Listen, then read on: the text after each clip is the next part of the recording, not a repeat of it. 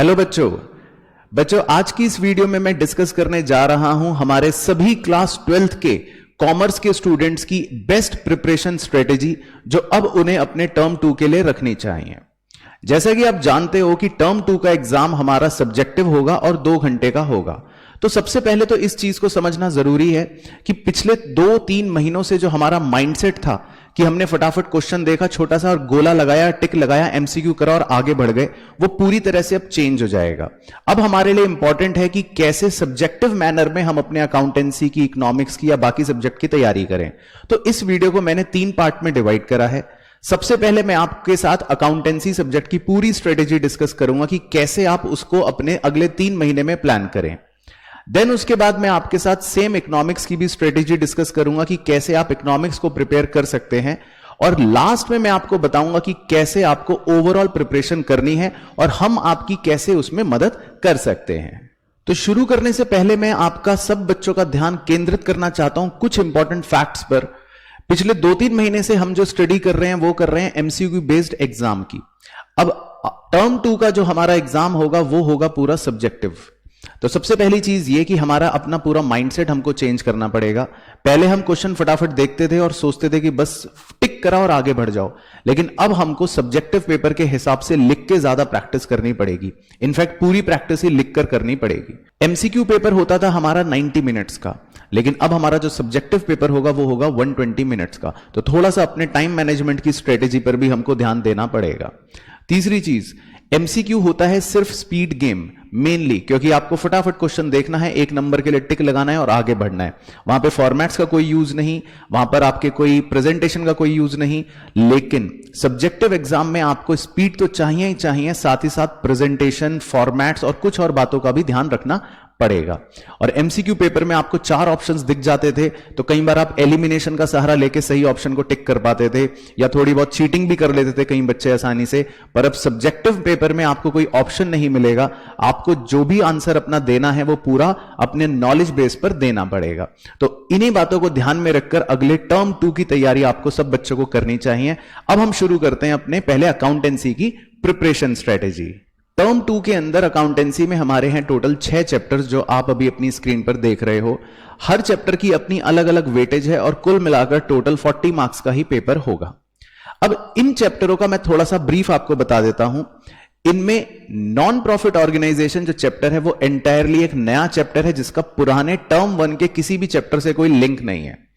इसके बाद रिटायरमेंट और डेथ ऑफ अ पार्टनर या dissolution of the partnership firm, वो थोड़ा थोड़ा आपका पुराने पढ़े हुए टर्म 1 के पार्टनरशिप से लिंक करता है, जिसमें रिटायरमेंट और डेथ वाला चैप्टर तो काफी ज्यादा लिंक करता है। देन उसके बाद डिबेंचर्स का जो आपका चैप्टर है वो पूरा का पूरा इशू ऑफ शेयर्स के कॉन्सेप्ट वाले चैप्टर से ही रिलेटेड है। उसके बाद कंपैरेटिव और कॉमन साइज स्टेटमेंट एक अलग चैप्टर और नया चैप्टर है, same with cash flow statement. तो अब आपको क्या करना चाहिए, जो भी आपके टर्म 1 से रिलेटेड चैप्टर्स हैं उनको आप पहले कंप्लीट कर सकते हैं, क्योंकि आपने टर्म 1 की बातों को अभी ऑलरेडी पढ़ रखा है। उदाहरण के तौर पे आप अब 21 दिसंबर से अगर अपना टारगेट लेकर चले, 2-3 दिन में हटा देता हूं ग्रेस के कि आप अभी टर्म 1 का एग्जाम देके थके हो, रेस्ट करो, रिलैक्स करो। तो 21 दिसंबर से अगर आप अपना प्लान शेड्यूल कर रहे हो तो सबसे पहले आप अगले 10 दिन तक रिटायरमेंट और डेथ चैप्टर फोकस करना, उसको आप इजीली 10 दिनों के अंदर खत्म कर सकते हो। तो 31 दिसंबर तक आपका रिटायरमेंट और डेथ चैप्टर खत्म हो जाएगा। देन उसके बाद आप इशू ऑफ डिबेंचर्स चैप्टर को कर सकते हैं। इशू ऑफ डिबेंचर चैप्टर छोटा चैप्टर है, उसमें आपको ज्यादा से ज्यादा 1 हफ्ते का समय लगेगा। तो 7 जनवरी तक आप चाहें तो अपने इशू ऑफ डिबेंचर को खत्म कर सकते हैं, क्योंकि वो पूरा का पूरा इशू ऑफ शेयर से रिलेटेड है। देन उसके बाद आपको करना चाहिए कंपैरेटिव और कॉमन साइज स्टेटमेंट। वो बहुत ही छोटा चैप्टर है, इनफैक्ट 3 या 4 दिनों के अंदर वो पूरा का पूरा आपका खत्म हो जाएगा।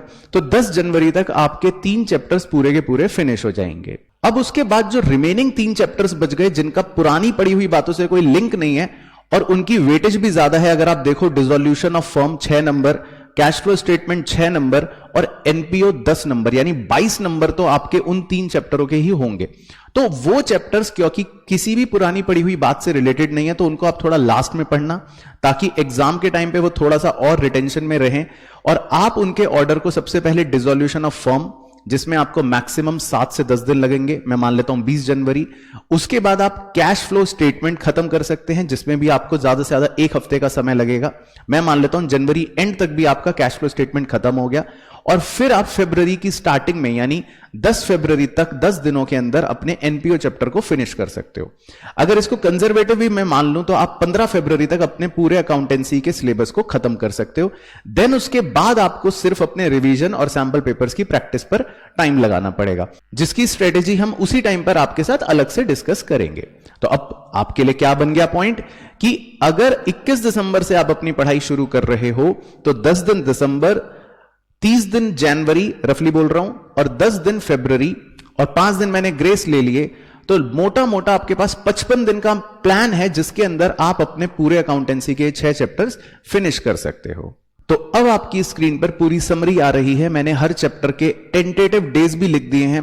अगर आपका मन चाहे किसी चैप्टर को शफल करके करने का तो आप वो भी कर सकते हो, पर पॉइंट यहां पर मेरा ये था कि स्टार्टिंग में आप वो चैप्टर्स कवर कर लो जो टर्म 1 से थोड़ा रिलेटेड है, तो आपका एक फ्लो बना रहेगा, और एंड में वो हैवी चैप्टर्स करो जो एग्जाम से थोड़ा जस्ट पहले करने पर आपको याद रहें, रिटेन्ड रहें, ताकि एग्जाम में उनकी वेटेज भी ज्यादा है तो आपने रिसेंटली पढ़े होंगे तो आप उनको अच्छे से परफॉर्म कर पाओगे। अब हम बात करते हैं अपने इकोनॉमिक्स सब्जेक्ट की। इकोनॉमिक्स के अंदर बच्चों हमारे मैक्रो के 2 मेन चैप्टर्स और इंडियन इकोनॉमी के 4 मेन चैप्टर्स डाले गए हैं टर्म 2 के सिलेबस में। अब इसकी प्रिपरेशन स्ट्रेटेजी के लिए मुझे ज्यादा मेहनत करवाने की जरूरत नहीं है, क्योंकि जिस ऑर्डर में ये चैप्टर्स आपको लिखकर दे रखे हैं आप उसी ऑर्डर में इनकी प्रिपरेशन कर सकते हो। रीजन बीइंग, मैक्रो इकोनॉमिक्स के जो 2 बड़े चैप्टर्स हैं, जैसा कि आप देख रहे हो, नेशनल इनकम 10 नंबर का और determination of income and employment 12 number का, तो ये चैप्टर्स काफी ज्यादा एनालिटिकल हैं। एनालिटिकल का मतलब आपको काफी इसमें कॉन्सेप्चुअल बातों का पता होना चाहिए, और एक बार में ये चैप्टर्स कभी भी समझ में नहीं आएंगे, 2-3 बार इनको अच्छे से करना पड़ता है। तो इनको आप जितना जल्दी अभी से पढ़ना शुरू करेंगे तो एटलीस्ट ये आपके एग्जाम से पहले 2 या 3 बार ऑटोमेटिकली हो चुके होंगे। उसके बाद जो इंडियन इकोनॉमिक के आपके 4 चैप्टर्स हैं, तो जैसे कि आप जानते हो इंडियन इकोनॉमी में आपको रटने का काम ज्यादा होता है, तो वो जितना एग्जाम के टाइम से थोड़ा पहले करके रखोगे तो उतना ही आपको फायदा रहेगा, थोड़ा रिटेन रहेगा। अभी से कर भी लिया तो पता चला भूल गए।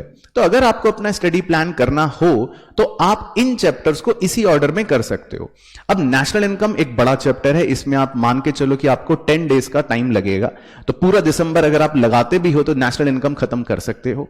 देन उसके बाद determination of income and employment बहुत बड़ा चैप्टर है, जिसमें मैं आपको 12 से 15 दिन का टाइम देता हूं। आप 15 जनवरी तक उस चैप्टर को पूरे को खत्म कर सकते हो। देन उसके बाद जितने भी इंडियन इकोनॉमी के चैप्टर्स हैं 4, वो सारे के सारे ऐसे चैप्टर्स हैं जिन्हें आप 4 से 5 दिन में ऑन एन एवरेज खत्म कर सकते हो। तो अगर हमने 5 डेज पर चैप्टर भी लिया तो 20 दिन के अंदर अंदर आपके पूरे खत्म हो जाएंगे, यानी कि आप 5 फरवरी तक अपना पूरा सिलेबस खत्म कर लोगे। ग्रेस भी मान लो तो 10 फरवरी तक। तो जहां आपका अकाउंटेंसी 15 फरवरी तक पूरा खत्म हो रहा है विद ग्रेस, वहीं आपका इकोनॉमिक्स भी 10 फरवरी तक पूरा खत्म हो जाएगा with grace. And then again उसके बाद सैंपल पेपर एंड रिवीजन, जो स्ट्रेटेजी हम बाद में डिस्कस करेंगे। तो पूरे के इकोनॉमिक्स प्रिपरेशन की ये रही समरी। मैंने डेज भी आपको लिख दिए हैं और इन्हीं चैप्टर्स को इसी ऑर्डर में आप खत्म कर सकते हो। और अगर आप चाहो थोड़ी सी शफलिंग करना अपने हिसाब से तो इसमें कर सकते हो। मजेदार बात इसमें यह है कि किसी भी चैप्टर का पुराने टर्म 1 पढ़े हुए बातों से कोई रिलेशन नहीं है। तो आप बिल्कुल फ्री हो, जो चैप्टर आपको करना है कर सकते हो, लेकिन टेंटेटिव टाइम आपको इतना लगेगा कि आप 5 से 10 फरवरी तक अच्छे से अपने पूरे कोर्स को खत्म कर पाओगे। अब आते हैं वीडियो के थर्ड और लास्ट पार्ट पे, जिसपे मैंने आपको बताया था कि आप अपनी तैयारी अगर करना चाहते हैं तो कैसे कर सकते हैं। आपके पास बच्चों 2 ऑप्शंस हैं जो हम अपनी तरफ से आपको प्रोवाइड करते हैं। पहला है हमारी यूट्यूब फ्री क्लासेस, जो हमारी वापस से रिज्यूम हो जाएंगी, जिसमें शिलिन सर आपको अकाउंटेंसी की पूरी टर्म 2 की तैयारी करवाएंगे, जिनका लाइव क्लासेस का शेड्यूल रहता है मंडे, वेंसडे और फ्राइडे 6 बजे। आप उनकी क्लासेस का पूरा फायदा ले सकते हैं। लाइव क्लास में अपने जो मर्जी डाउट पूछ सकते हैं, सारी चीजें सर आपको करवाते हैं अपने साथ। इसी तरह इकोनॉमिक्स की भी हमारी जो फ्री लाइव क्लासेस होती हैं यूट्यूब चैनल पर, वो होती हैं ट्यूसडे, थर्सडे और सैटरडे 4 बजे शीनम मैम के साथ। तो आप उन लाइव क्लासेस का भी पूरा यूटिलाइजेशन कर सकते हैं और कोई भी अपना डाउट क्लियर कर सकते हैं या मैम के साथ पूरी अपनी स्टडी कर सकते हैं। दूसरा ऑप्शन है हमारे आरकेजी के कोर्सेज, जो हमारे आरकेजी इंस्टीट्यूट के ऐप पर ऑलरेडी अवेलेबल हैं टर्म 2 के, जिसमें अकाउंटेंसी और इकोनॉमिक्स मैं पढ़ाऊंगा, बिजनेस स्टडीज अंकुर सर पढ़ाएंगे और मैथमेटिक्स अभिषेक सर पढ़ाएंगे। हमारा अकाउंटेंसी, इकोनॉमिक्स और बिजनेस स्टडीज का जो मॉडल रहता है वो रहता है रिकॉर्डिंग प्लस लाइव, यानी कि हमारे ऑफलाइन क्लासेस के जो भी लेक्चर्स होते हैं वो रिकॉर्डेड फॉर्मेट में आपको मिलेंगे अपने कोर्स के अंदर। साथ ही साथ मंडे को शाम 7:30 बजे मेरी होगी अकाउंटेंसी की लाइव डाउट क्लास, जिसमें हम कोई भी डाउट, सारे इंपॉर्टेंट टिप्स, सारी रिविजनरी बातें डिस्कस करते हैं। सिमिलरली इकोनॉमिक्स की हमारी लाइव क्लास होती है वेंसडे को 7:30 बजे, और ये दोनों ही लाइव क्लासेस हमारे ऐप पर होती हैं। बिजनेस स्टडीज की लाइव क्लास आपको होती है हफ्ते में 2 दिन, वेंसडे और फ्राइडे शाम 4 बजे। और मैथमेटिक्स का, यानी कि जो बच्चे मैथमेटिक्स का कोर्स ज्वाइन करते हैं अभिषेक सर वाला, तो उसके अंदर तीनों ही लाइव क्लासेस होती हैं शाम को TTS को 7:45 पर। तो वो ऑप्शंस भी आपके पास अवेलेबल हैं। अगर आप कोर्सेज लेना चाहते हैं तो नीचे लिंक में सारे डिस्क्रिप्शन हर कोर्स के, हर कॉम्बो के दे रखे हैं। पॉइंट यहां पर यह है कि आप अपनी प्लानिंग अभी से जरूर कर लीजिए कि कैसे आपको अपने टर्म 2 की पूरी तैयारी करनी है, क्योंकि टर्म 2 के लिए टाइम थोड़ा सा कम है और सिलेबस थोड़ा ज्यादा है और पैटर्न जो है वो बिल्कुल पुराने वाले से हटके है। तो इट इज वेरी इंपॉर्टेंट कि आपकी प्लानिंग ठीक हो और अकॉर्डिंगली आप उसी के हिसाब से अपने स्टेप्स लें। चाहे आपको फ्री क्लासेस करनी है या आपको पेड कोर्स करने हैं, पर सही डिसीजन सही टाइम पर लेकर अपनी पढ़ाई को एटलीस्ट जरूर शुरू कर दीजिए। तो ये था बच्चों मेरी तरफ से पूरा आपका टर्म 2 का एक प्लानर, जिसमें मैंने कोशिश करी आपको ये बताने की कि क्या क्या आपके अकाउंटेंसी में चैप्टर्स हैं और कितने चैप्टर को आप कितने टाइम में खत्म कर सकते हो, क्या क्या आपके इकोनॉमिक्स के चैप्टर हैं, कितने चैप्टर को आप कितने टाइम में खत्म कर सकते हो। अब मेन प्लान आपको खुद अपने लिए बनाना पड़ेगा, कोशिश करनी पड़ेगी कि आप उसको फॉलो भी करें, लेकिन इस बात का जरूर ध्यान रखना कि 10 या 15 फरवरी तक आपका सारा सिलेबस कंप्लीट हो जाए, ताकि एटलीस्ट आपके पास 1 महीने का टाइम अच्छा रिवीजन या टेस्ट्स या अपने सैंपल पेपर की प्रैक्टिस का जरूर बचे। तो मेरी तरफ से सभी बच्चों को बहुत बहुत बेस्ट विशेस। तो बड़ा मजा आया बच्चों आपके साथ टर्म 1 की रिविजनरी तैयारी करके। अब मिलूंगा मैं आपको टर्म 2 के पूरे कोर्स कंप्लीशन के बाद। सी यू सून।